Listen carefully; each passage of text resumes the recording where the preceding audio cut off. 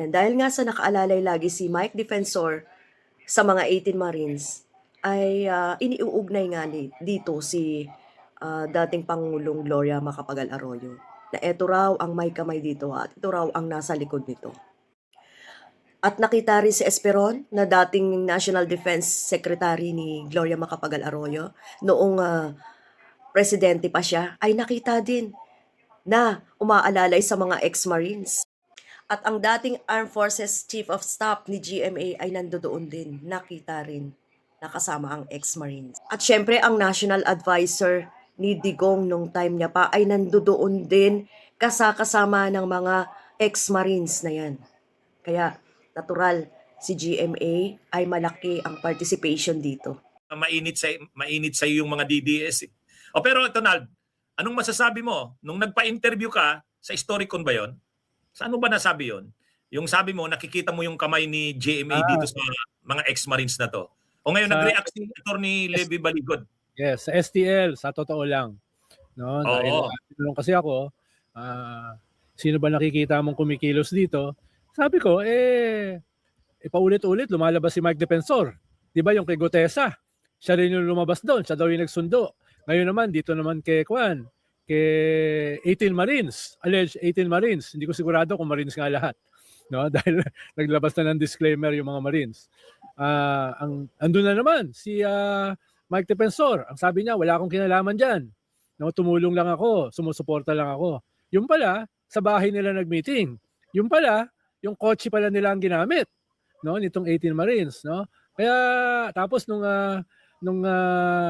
nasisira na yung narrative nitong 18 Marines, biglang sumulpot si General Esperon, yung dating Department of National Defense Secretary ni GMA at saka dating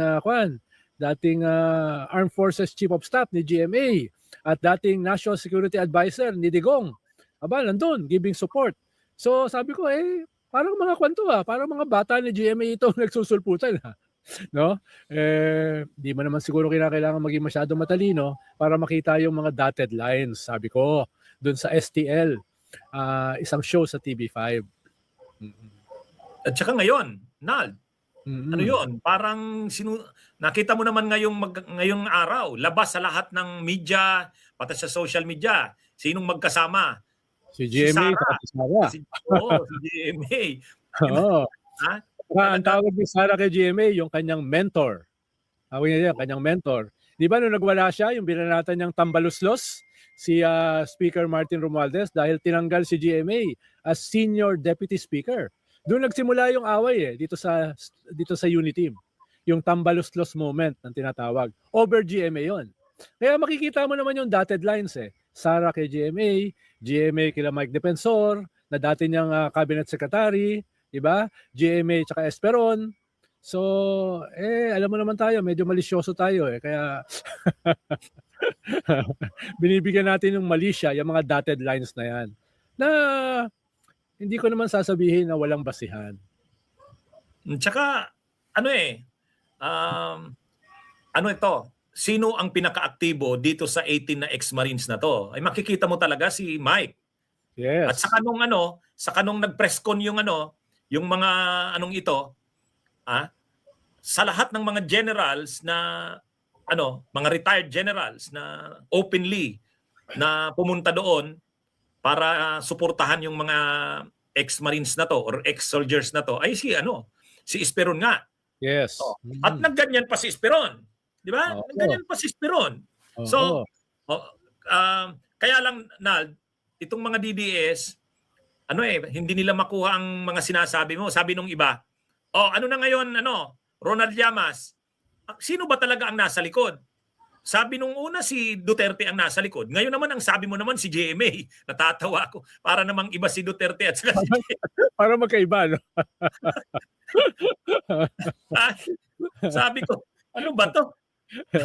Natawa ko doon. Natuloy ako na sa nag-reaction na yon. Sabi ng mga DDS, ano ba talagang totoo? Sabi ninyo, Duterte ang nasa likod. Sabi daw ni Boying. Tapos ngayon, si Ronald Llamas naman daw, nagsabi si Gloria. Sino ba talaga? Ang gulo-gulo nyo Parang nabobobo tayo ng gusto No? Nald, nakakuha sila ng pang-counter sa'yo na iba yung sinasabi mo kaysa sinasabi ni Boying. Oo, okay naman yun. Pero next time, galing-galingan nila.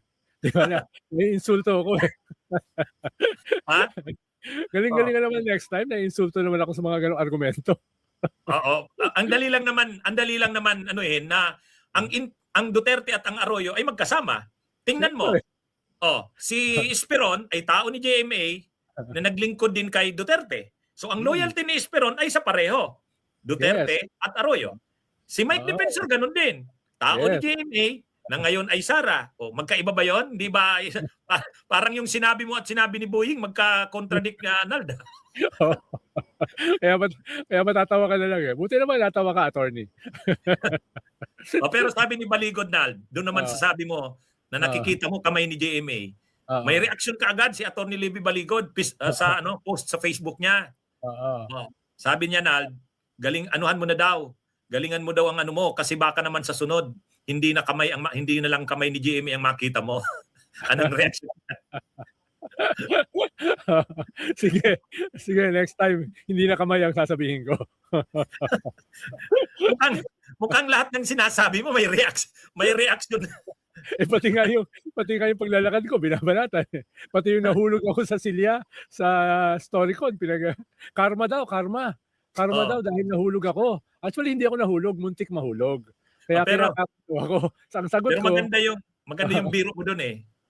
Mabuti na lang si Ed Lingaw ang part ang mo doon. Kung si Richard Hidarian baka hindi ka sinalo. Si Christian Esguerra pinabayaan ako. Si Christian Esguerra. Tapos sabi ko, karma pala 'yon. Sabi ko, parang mas karma yung nandun sa yung karton na nasa ICC. Sabi ko. Ang natutuwa ako sa inyo, Nald, sa mga forum nyo, sino ba yung kapartner nyo na sa Storycon, yung babae? Si Reg. Si Reg. Ang kulit yung dalawa ni ang kulit yung dalawa ni ang kulit yung dalawa ni Ed Lingaw. Kasi yung guest yata, hindi ko natandaan kung sino 'yon. Yung BIR. BIR yun, di ba? Tapos habang nag-i-explain siya na pwedeng kasuhan si Marcoleta ng ganito ganyan. Viral nga po talaga itong 18 Marines ngayon. Pero yun mo nga naman, pinatawag ito sa NBI. Una, pinatawag ito sa NBI at pinagpapaliwanag doon. Siyempre sila yung nag-aakusa. Kailangan magbigay sila ng salaysay. Pero anong ginawa? Hindi po itinuloy. Ayaw. Ang naging lawyer ay si Topacio na naman.